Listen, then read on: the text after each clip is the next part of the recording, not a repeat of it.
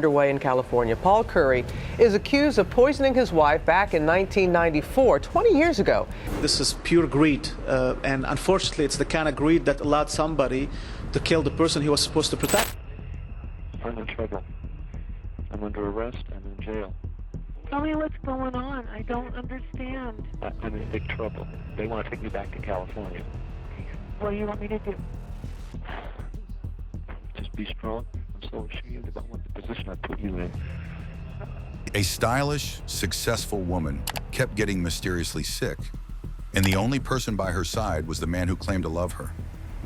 Years later, investigators discovered the terrifying truth. Her killer didn't need a weapon, he only needed a pack of cigarettes. If you look at this case and think, a husband killed his wife for money, you're only seeing a small part of the truth. Paul Curry was far more dangerous, cold, manipulative, and calculated. For almost 20 years, he managed to hide what he had done. This wasn't an accident, a mistake, or a suicide. Linda was poisoned. Something she consumed was slowly destroying her health. People even wondered if he was putting something in her lipstick or fingernail polish. She eventually died from an extreme dose of nicotine, one of the strongest poisons known. She wasn't a smoker, so there was no reason for nicotine to be in her system. Linda was a lively, fun woman. She loved dressing up, doing her hair, and going dancing on weekends. She had a good career and was earning well. One day she told her friends she met a brilliant man at work, Paul Curry. People said he was a genius. He had even appeared on Jeopardy in the 80s and won around $27,000. Linda later announced she was marrying him. They drove to Las Vegas and got married. He wasn't handsome or wealthy, but she admired his intelligence. Not long after the wedding, Linda told her friend that Paul wanted to take a $1 million life insurance policy on her. She was shocked and warned Linda not to agree to it. Soon after, Linda became ill, weak, tired, and rapidly losing weight. Doctors couldn't understand why. Meanwhile, Paul played the role of a caring husband, comforting her while secretly calculating how much poison it would take to kill her. There were no eyewitnesses, no direct proof he purchased nicotine. The case was extremely difficult, but investigators were convinced he was responsible and believed they could prove it beyond a reasonable doubt. Linda's friends repeatedly begged her to leave him. They were sure she was in danger. In 1993, she was hospitalized after her IV was found contaminated. Months later, she got sick again, right after Paul left her room. On June 9, 1994, Paul claimed he found her barely breathing. She died that night. The autopsy showed a syringe mark and extremely high nicotine levels. Then he inherited her money and later was exposed as a fraud. In 2002, the case was reopened.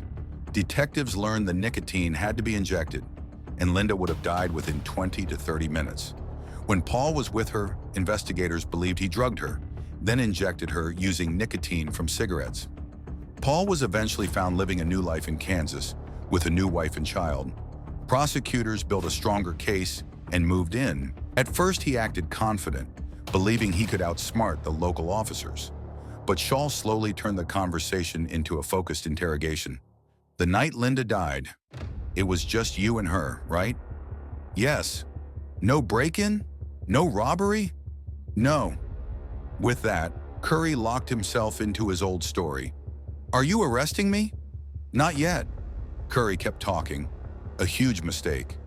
And when Shaw stepped out, he wasn't worried about murder charges. He was worried about missing a work meeting. Finally, Shaw returned. Paul, you are not free to leave. You're under arrest for the murder of Linda Curry. My name is Yvonne Shaw. Marie was my middle name. 16 years after the crime, Curry was finally caught.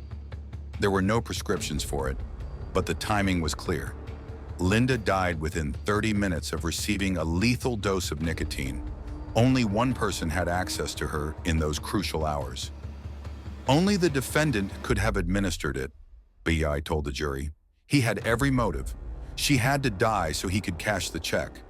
Curry did not testify, but B.I. had one final surprise. Curry's own words. It looks bad, Curry said. Even though there's no physical evidence I did it, they could put me in prison. They're serious about this. The jury heard his voice. After a day and a half of deliberation, they reached a verdict. Shaw returned to the courtroom. She held one of Linda's earrings tightly, praying for justice. The jurors filed in, but they wouldn't look at her. That terrified her. For Linda's friends, it brought peace, even if it came 20 years too late. "I wish it happened sooner," her friend said. "He enjoyed 16 years of freedom." If you found this story shocking, hit subscribe for more true crime cases